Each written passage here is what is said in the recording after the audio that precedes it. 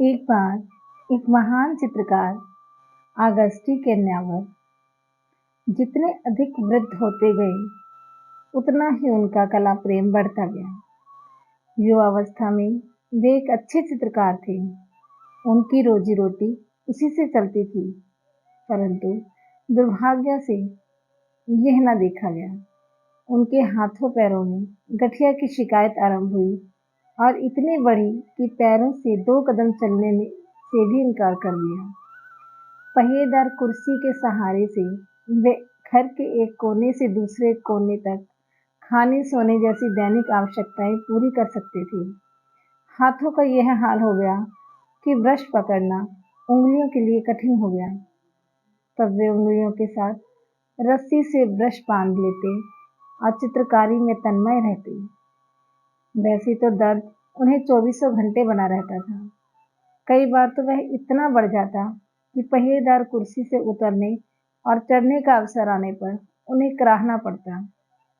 Brush को रंग की प्लेट तक ले जाने, डुबाने और उठाने में कई बार उंगलियों में बेतरह कसक होती और वह उसे जहां की तहां रखने के लिए मजबूर हो जाती।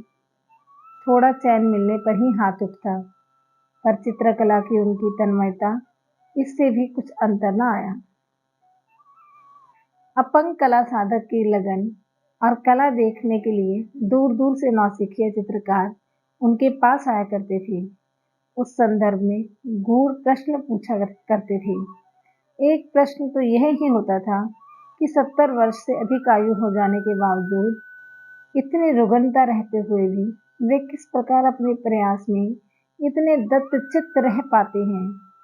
उत्तर में वे नए कलाकारों को अपनी मनः स्थिति का सार बताते हुए यही कहते, यदि कोई कलाकार अपनी कृति और प्रगति को देखकर संतोष कर बैठे या अहंकार करने लगे तो समझें में विकास का अंत हो गया।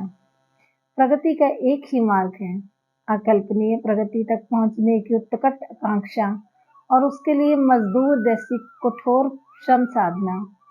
जिसने थोड़ी सफलता पर अहंकार व्यक्त किया, समझ लो वह मारा गया। प्रगति तो अनंत है, इसीलिए उसकी साधना भी असीम होनी चाहिए। बेहद दुख की स्थिति हो जाती है जब आजकल के युवा रात रात भर फोन देखते हैं, फोन पे गेम खेलते हैं। बेहद अफसोस की बात है। लेकिन इन महान चित्रकार और भी कई महान लोगों की जीवनी से हमें यह सीखना चाहिए कि हमारा लक्ष्य क्या है, हमने अपने लक्ष्य प्राप्ति के लिए कितना प्रयत्न किया और यदि लक्ष्य प्राप्त कर भी लिया, क्या हमारे मन में अहंकार आया। यही बात है कि हमें अपना लक्ष्य निर्धारित करके उस ओर जाना चाहिए जहां हमारी मंजिल हमें पुकार रही है। धन्यवाद।